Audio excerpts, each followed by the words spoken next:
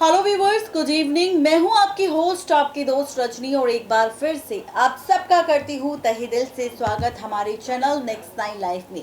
आज हम बात करेंगे आपके साथ 80 के दशक की एक्ट्रेस अदाकारा हेमा मालिनी को लेकर।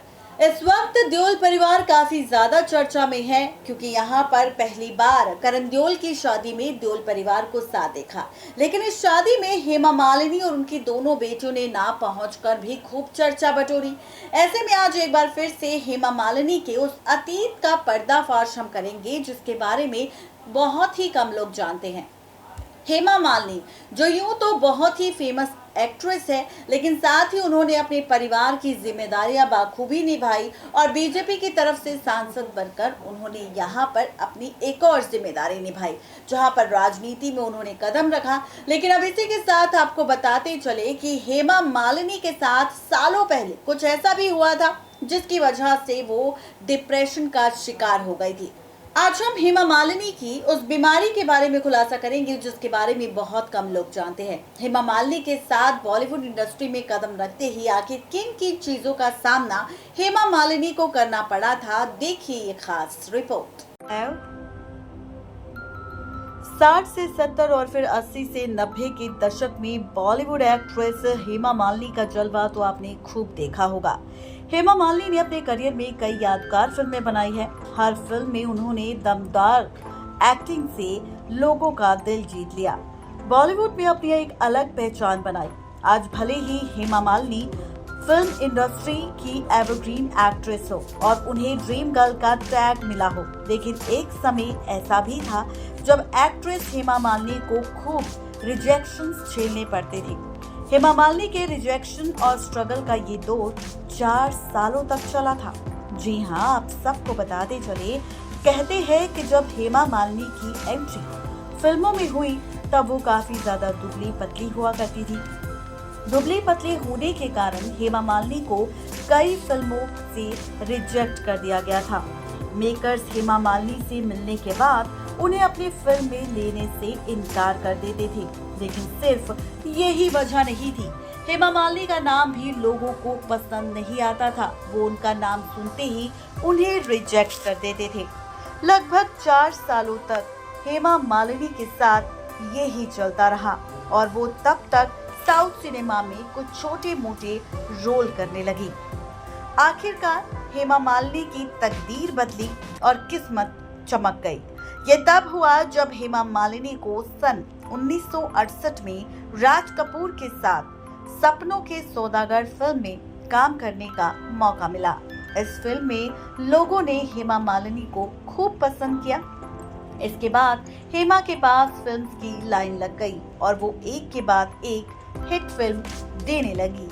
जैसे कि हेमा की फिल्म सबसे ज्यादा सुपर डुपर हिट थी सीता और गीता, जिसमें फैंस ने हेमा के डबल रोल को देखने के बाद फैसला ले लिया था कि वो हेमा मालिनी को देखना पसंद तो करेंगे ही, लेकिन साथ ही हेमा मालिनी की हर एक फिल्म को जरूर देखेंगे।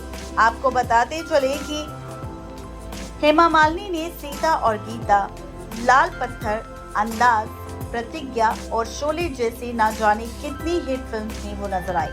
हिट फिल्म्स का सिलसिला 80 के दशक तक जारी रहा। उन्हें नसीब, सत्ते पे सत्ता, एक चादर मैली सी, दुर्गा, रिहाई और जमाई राजा जैसी फिल्मों में भी देखा गया। लंबे समय के बाद एक्ट्रेस ने जब वीर ज़ारा से बड़े पर्दे पर कमबैक किया तो लोगों की नजरें उन पर से हटी ही नहीं। लोगों ने यहाँ पर भी हेमा मालिनी को खूब पसंद किया और हेमा मालिनी के हर एक किरदार की जमकर तारीफ की। आपको बताते चले कि ये दौर वो था जब 4 सालों तक हेमा मालिनी को फिल्म के ऑडिशन से रिजेक्शन मिलता रहा। उस दौरान हेमा मालिनी बुरी तरह से टूट गई थी। खबर तो ये भी थी कि हेमा मालिनी को लगातार रिजेक्शन मिलने की वजह से वो इतनी ज्यादा टूट गई थी कि हेमा मालिनी डिप्रेशन जैसी बीमारी का शिकार हो गई थी। हेमा मालिनी को डिप्रेशन हो गया था, जिसकी वजह से वो खुद को संभाल नहीं पा रही थी। उनकी तबीयत इतनी ज़्यादा खराब हो गई कि वो खुद को अकेला रखना ही पसंद करती थी। हेमा मालिनी अक्सर खुद को अकेला रखना पसंद करती थी क्योंकि हेमा मालिनी डिप्रेशन जैसी बीमारी का शिकार हो गई थी। वो अकेले ही कमरे में खुद को बंद रखती थी। परिवार वाले उनसे बात करने की कोशिश करते थे, लेकिन हेमा मालिनी हमेशा अलग अलग रहने लगे।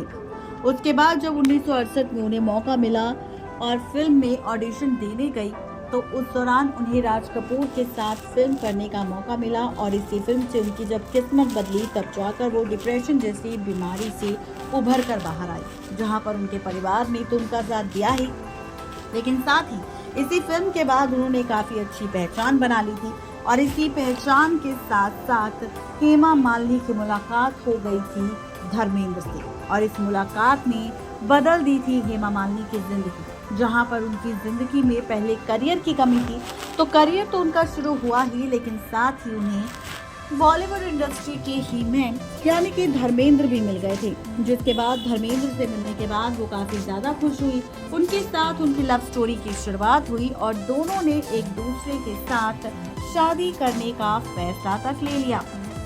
और इसके बाद दोनों ने एक दूसरे के साथ शादी कर ली और शादी कर अपनी नई जिंदगी की शुरुआत की, जहां पर हेमा ने सिर्फ रिश्तेदारों की नहीं बल्कि अपने दोस्तों की खूब खरी खोटी सुनी। यहाँ तक कि बॉलीवुड इंडस्ट्री वालों ने भी हेमा को खूब खरी खोटी सुनाई कि एक शादीशुदा औरत का घर तोड़कर हेमा ने धर्मेंद्र से शादी की है।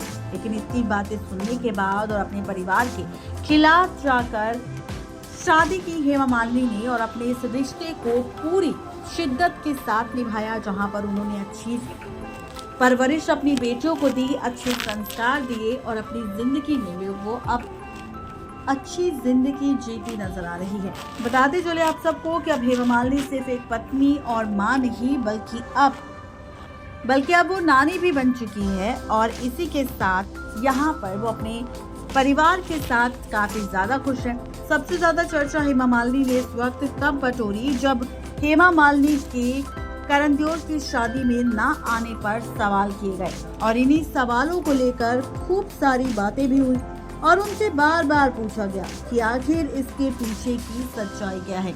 तो ये है पूरी खबर हेमा मालिनी को लेकर, जहां पर किस वजह से वो डिप्रेशन की बीमारी का शिकार हुई थी। कई बार उन्हें बाद में भी रिजेक्शन मिला कई सारी मूवीज में, लेकिन धर्मेंद्र उनका सपोर्ट बनकर खड़े रहे और उन्होंने हमेशा अपनी पत्नी हेमा का साथ दिया और उनका पूरा ख्याल रखा। नेक्स्ट 9 लाइव की रिपोर्ट। तो देखा आपने, ये थी आज की खास रिपोर्ट, जहां पर हेमा मालिनी की इस बीमारी की वजह से कितने ज्यादा परेशान हो गए थे उनके पति धर्मेंद्र भी, और उन्होंने पूरी कोशिश की थी हेमा को संभालने की, उन्हें सपोर्ट करने की और इमोशनल सपोर्टर बनकर उनका ख्याल रखने की। तो इस तरह से धर्मेंद्र ने भी काफी मदद की थी और हेमा ने भी खूब कोशिश की थी इस डिप्रेशन की बीमारी से बाहर आने की। फाइनली अब हेमा मालिनी पूरी तरह से ठीक है और अपनी जिंदगी में आगे बढ़ती हुई नजर आ रही है। आज की इस खास रिपोर्ट में सिर्फ इतना ही। तब तक ले दीजिए इजाजत। शुक्रिया।